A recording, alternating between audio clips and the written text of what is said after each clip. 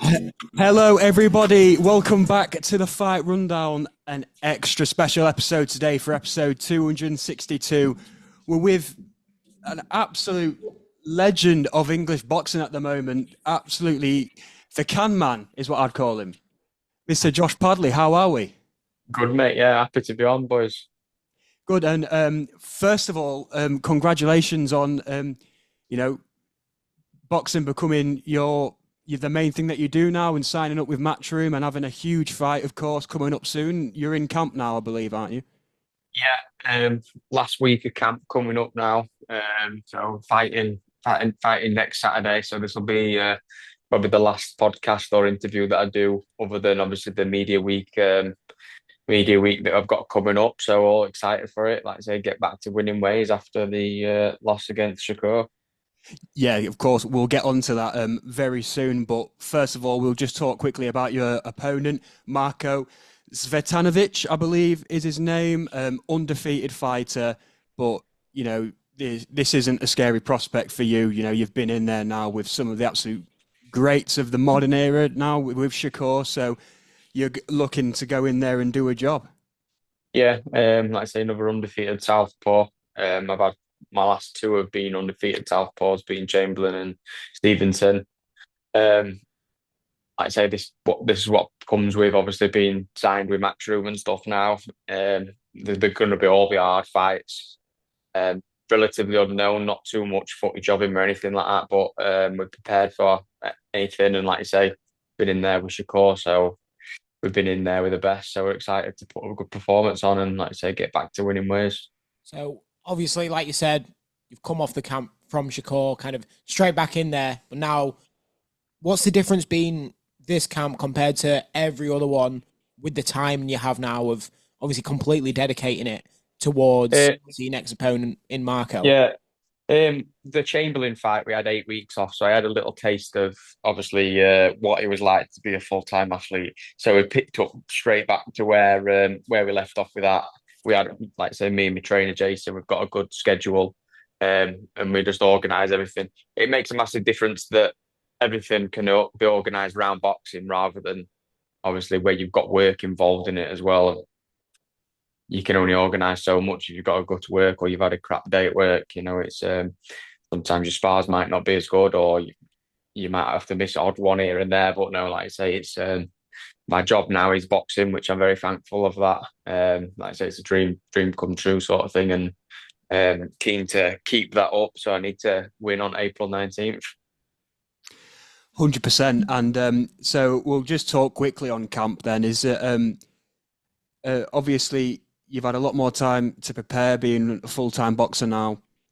Um, so has anything changed? So are you, what am I trying to say? Work to what's the routine of Yeah, a what's day your in day in routine? Have, life? have you got any nutrition that you do? Anything specific for nutrition wise?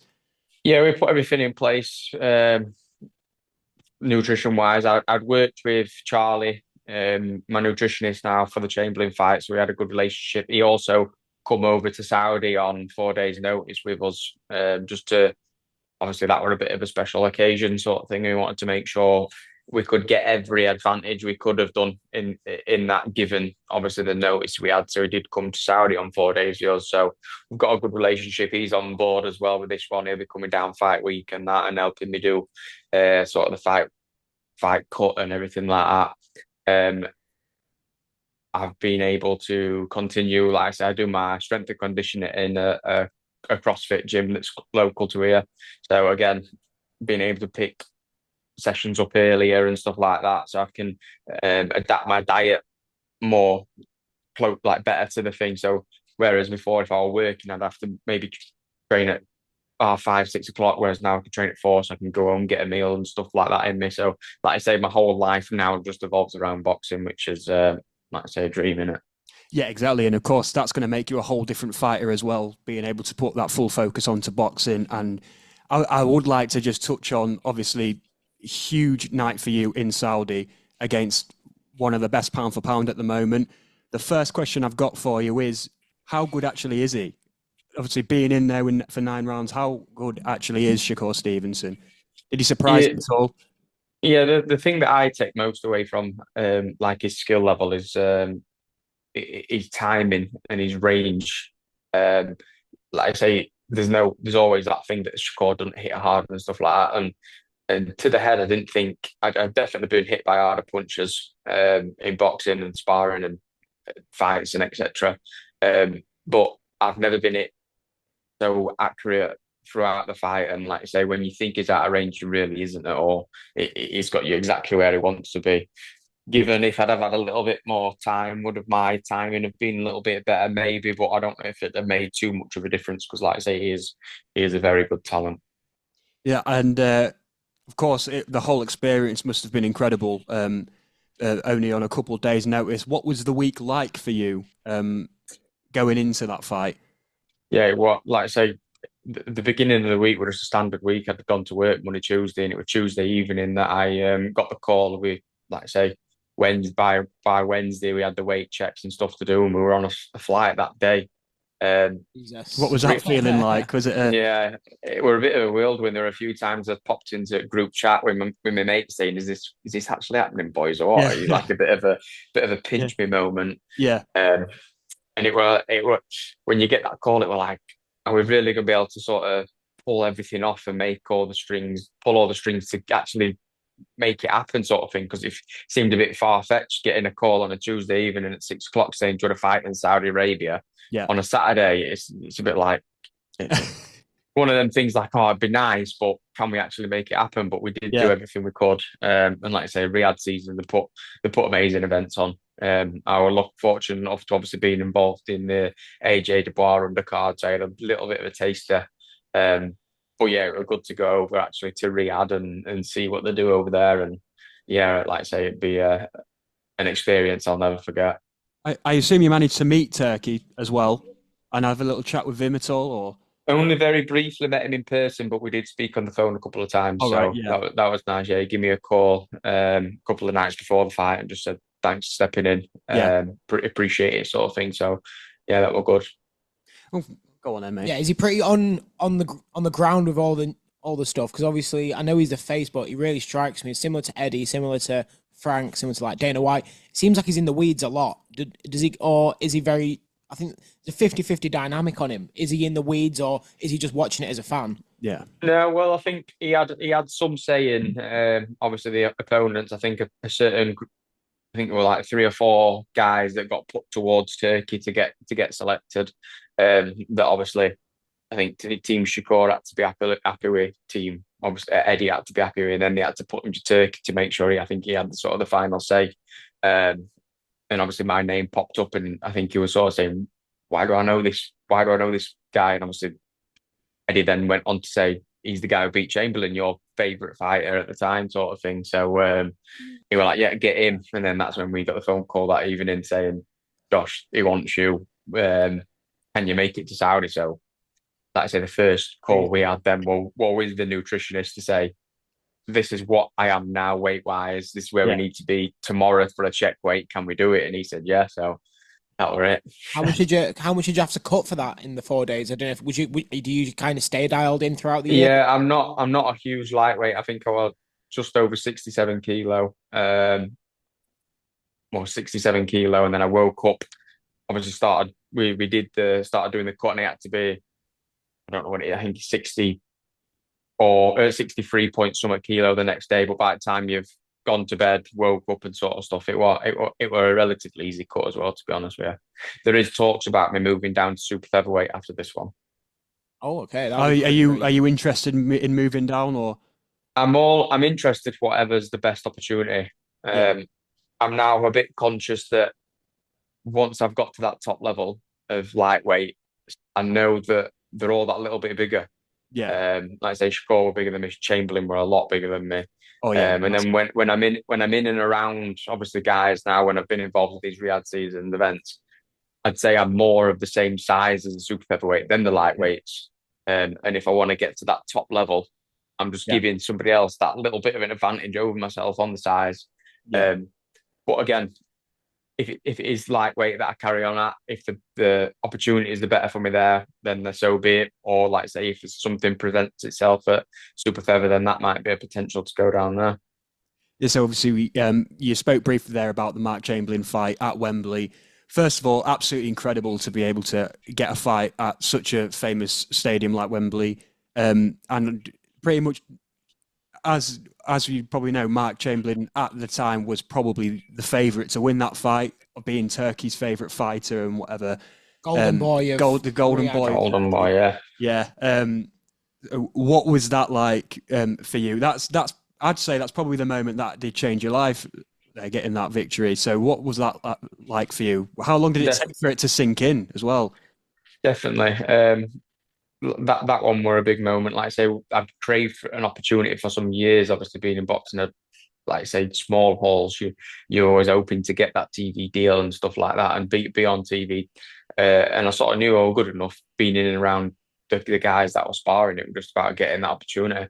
Like I say, when that come, and we had a full camp and everything for that one, so we fancied ourselves and we come up with a good game plan. Me, Steffi, and Jason, and now hit the game plan on the head. And like I say, within the first couple of rounds, I thought this is going to go our way. I can stick this for 10 rounds. And like I say, we did get there were always that bit of nerves round the announcement, thinking are they going to do us dirty here? But now, like I say, we got the decision that day and the right man won. Yeah, for sure. That's the best part about it. Like you said, obviously we're all from England. We all look up to Wembley, especially as Northerners. Like it's like the holy grail of boxing. So a bit more Matchroom, of course. That call up must have been one of the most surreal moments in your life. Like, can you take us back to when it obviously got made official? Was it pretty much on the night, or was it very much obviously a work in progress and then boom, a call with Eddie? For the signing or the fight? Signing. For the signing, yeah. Yeah. No, so before we went out to Saudi, we knew we were selling ourselves short. So in the contract, we made sure we had just a one fight comeback just to get back there, because obviously I'd worked hard to get them world rankings that I had against the Chamberlain fight, and we knew we were going to put, if we lost, we were just potentially going to get kicked at sides again, and I'd have probably been back on smaller shows. So we got a one fight comeback, and then I rang my bosses that morning, knowing that I've got a one fight comeback. I thought I've got to put everything into this one. Obviously, in a good financial state from the Shakur fight, I thought I'm going to give it everything this next one, and then hopefully win that and get myself a deal. I'd rang my boss Monday morning back from Saudi saying, no, I'm going to pack it in. And then about 4 o'clock, Monday, and then about 4 o'clock Monday, Eddie rang me himself and said, I know you've got a one fight deal with Matchroom, but how would you like a 3 fight deal? Oh, obviously, that was a perfect outcome for me. I obviously know the answer straight away. So, yeah, that's how that come about. That's mad. That's so One of those, crazy. another one of those surreal moments. But look, hey, It's a feel 100%. good story in boxing, isn't it? Yeah, but you've earned it, mate. 100%. Yeah. You've earned your keep, and you've earned the spot that you're in now. So, so it's always good to see, isn't it? I've had enough about nutrition, G. I've absolutely enough about asking about nutrition. What I want to know is what everybody else wants to know, and is after a hard, grueling camp. It's a question I love to ask all of our guests. What are you stuffing your face with after the fight? Do you have a cheat meal? I've had a couple boring answers. The worst one won't ever. ask Maxie Hughes what he has with beans on toast or whatever crap he Oh, eats. no, I'm not having beans on toast. Yeah, Legendary cheat meal though. yeah, but what sort of thing are we talking? You know what? My go-to takeaway, even like say if I'm not fighting or anything, I like an Nando's. I don't know what it is. Yeah. Yesterday. And if my treat, I'll be having like the chips rather than the rice. But that's as boring as it is. I don't know what it is. I like a pizza. I like a pizza. I'll probably go for double chicken wrap, peri chips, garlic bread, and then I'll probably have a halloumi as well. That's probably my cheat meal. With the double carbs there, I like that. That's usually what I go for as That's well. a bowl special right there. Yeah, I like what is it? The boneless wings, is it? Boneless thighs. Boneless thighs. That's Yeah, I don't have it that much, but yeah, you talk about pizza. I mean, God, who doesn't like pizza? Kebab shop pizza though. Yeah. Oh no, I like them right thin stone cooked ones. They are good. Yeah, I like them ones rather than a kebab one. That's a diet pizza though, isn't it? Like That's like a Tesco pizza. It's like a Chudiki. Oh right, I was gonna say You're talking deep dish, aren't you? Yeah, that's a good one. One that you thought of as well, the boxing hot takes one was. Oh That was yeah, a good question. interesting question that we've not actually asked any of our guests yet. We ruffle a lot of feathers. I think I ruffle quite a lot of feathers on TikTok. A lot of abuse on there from some of the takes that I like to give. But I just wanted to ask you: is there any takes that you've got on boxing that you'd class as like a hot take? Do you have any boxing hot takes? Give me an example of what you're thinking of. What would a hot take be then, G? For you? I thought Canelo did beat Triple G in the second match. I think that's a hot take. Right. That's like debatable that a lot of people won't. It would questionably agree a with. bad take that. Yeah, Yeah. it's a borderline bad take. Because it is a bad take. But It's, yeah, not, it's a hot take right there. It's a hot take. I'm sorry to put you on the spot. Yeah, you put me on the spot with that one. That's one of them ones I need to think on, Matt. Yeah, it's one of those things because I'm so bad on the spot, and You're gonna part 2 or slash a DM whenever you. Yeah, I'll get back to you on that one. I'll have a think about it. What you can do, I'll drop you a message after this, and you can do it, and we'll put it on the video.